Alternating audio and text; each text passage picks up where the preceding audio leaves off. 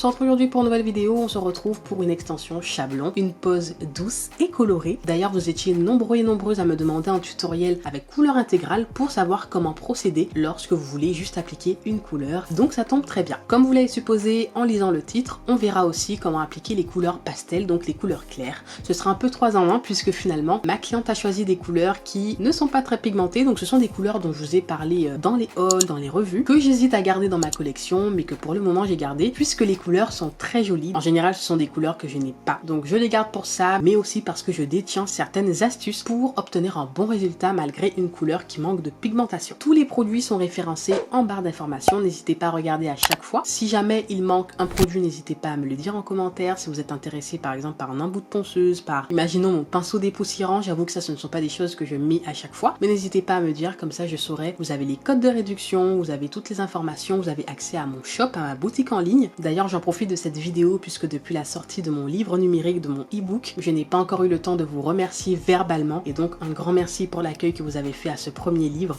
C'est juste incroyable. Vous êtes, je vois la confiance que vous avez en moi et ça me fait plaisir de contribuer à votre évolution. Donc voilà, un grand merci. Vous êtes adorables. Vos retours sont motivants, ça me booste. On enchaîne avec le tutoriel. Donc, comme d'habitude, on désinfecte les mains. Comme vous l'avez vu, on repousse les cuticules. Donc, j'ai coupé les ongles naturels à ras. C'est quelque chose que je trouve essentiel pour les personnes qui ne souhaitent pas conserver leur longueur naturelle. Bien sûr, si vous avez une cliente qui souhaite conserver sa longueur naturelle, là c'est complètement différent. Le mieux est de tout couper afin de refaire une extension droite. Donc si jamais il y a des corrections à faire, si la cliente a l'ongle qui pousse vers le bas, on pourra le redresser, et inversement, si elle a l'ongle qui pousse vers le haut, on pourra le redresser. Je lime la plaque, donc l'ongle naturel, afin de retirer la brillance. Comme vous l'avez vu, j'effleure, je ne lime pas excessivement et je ne mets pas de pression sur mon embout de ponceuse. Une fois que c'est fait, j'applique les chablons. Donc vous avez le choix de limer l'ongle encore plus à ras que moi. Personnellement, j'aime bien garder un petit bord pour faciliter l'application des chablons, et elle n'avait pas l'ongle qui poussait vers le bas, vers le haut. Cette petite longueur que j'ai laissée me permettait juste d'appliquer les chablons avec plus de facilité. Donc j'applique le primer, j'installe le chablon de façon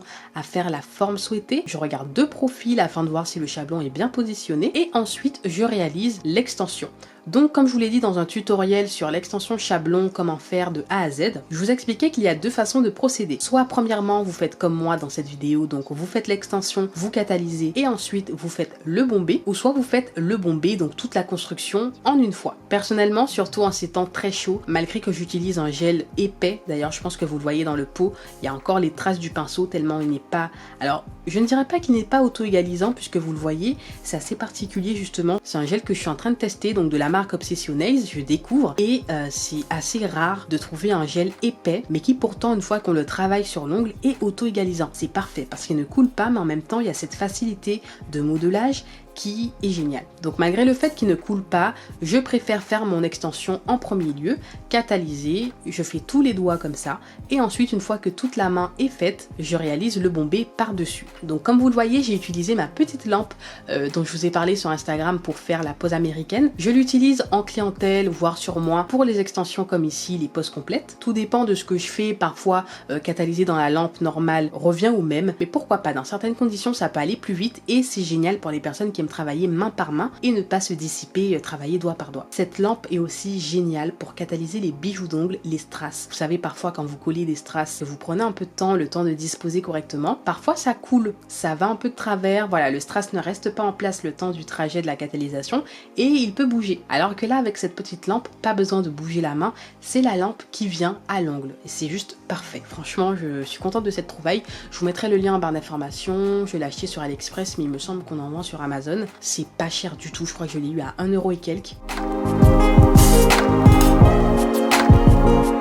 Donc une fois que j'ai fait mon extension et que j'ai fait mon bombé, je vous redirige comme à chaque tutoriel sur mes vidéos sur le bombé. J'ai fait 2 vidéos sur le bombé, la partie théorie et la partie pratique où je vous parle du bombé, pourquoi il faut le faire, comment le faire, à quelle étape le faire et avec quel produit le faire. N'hésitez pas à regarder chaque tutoriel, chaque vidéo sur la chaîne, elles sont en général complémentaires entre elles. Il y a pas mal de choses que je répète puisque ça reste les mêmes procédés à part quand il y a un design particulier comme ici, mais il y a des informations que je ne répète pas toujours dans chaque tutoriel et donc c'est intéressant de regarder chaque vidéo pour obtenir le maximum d'informations selon le tutoriel.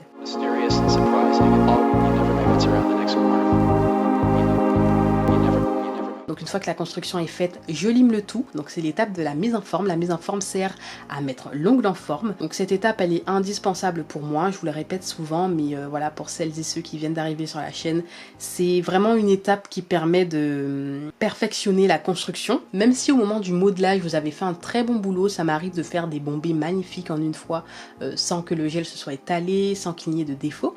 Mais je lime toujours parce qu'il y a toujours un petit défaut, un ongle où le bombé est plus à droite qu'à gauche. Enfin, voilà, je remarque toujours des défauts. Faut savoir que moi, je suis perfectionniste, même quand c'est bon, on va dire, je trouve toujours quelque chose qui aurait pu être amélioré. Mais ça, c'est comme dans tout. Donc cette étape va vraiment me permettre de perfectionner la forme, la construction, de limer les parallèles, de limer près des cuticules. Ça, c'est très important. C'est ce qui donne ce côté naturel, entre guillemets. On vient affiner le tout, supprimer le gel inutile entre guillemets et garder le gel qui nous est nécessaire pour la solidité de l'ongle. Donc le bombé. Comme je vous l'ai expliqué dans la vidéo, le gel doit être principalement réparti au centre de l'ongle. Donc il y a le bombé moderne et le bombé classique, on l'a vu aussi dans la vidéo. Donc là ce sera à vous de voir comment le répartir, mais en tout cas il doit être sur la zone de stress.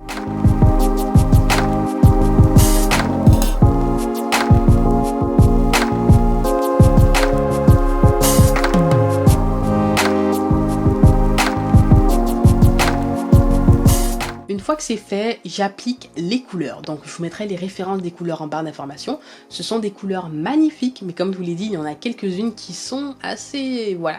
Elles ne sont pas pigmentées, mais il y a moyen de rattraper tout ça. Donc on a décidé de faire un mélange de jaune, vert, rose, je m'en souviens même plus, violet et bleu, il me semble bien. Donc j'ai utilisé des couleurs de Modeloons et une couleur de The Gel Bottle. Donc en premier lieu, je me concentre sur l'application, la répartition de la couleur. Donc je la répartis en fines couches et je m'assure à ce que la couleur soit bien près des cuticules, soit bien comme il faut. Là je ne m'attarde pas sur la pigmentation, mais je limite quand même les traces de pinceau. Donc en limitant les traces de pinceau, ce que je fais, c'est que j'évite de mettre trop de pression sur le pinceau. D'ailleurs c'est l'astuce, enfin c'est une chose à faire, c'est de ne pas mettre trop de pression sur le pinceau, puisque plus vous allez appuyer, plus vous allez retirer de la matière. Donc il faut effleurer la matière, effleurer la couleur et en même temps coucher le pinceau. Donc il ne faut pas le mettre à la verticale mais à l'horizontale, parallèle à l'ongle. Et comme ça vous allez effleurer le vernis, effleurer la couleur et ça va vous limiter les traces de pinceau.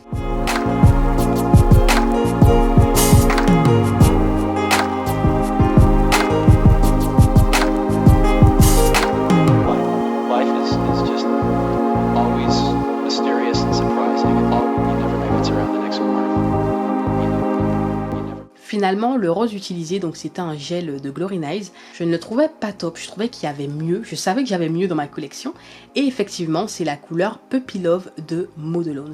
D'ailleurs c'est une des couleurs que je vous disais qui n'était pas très pigmentée.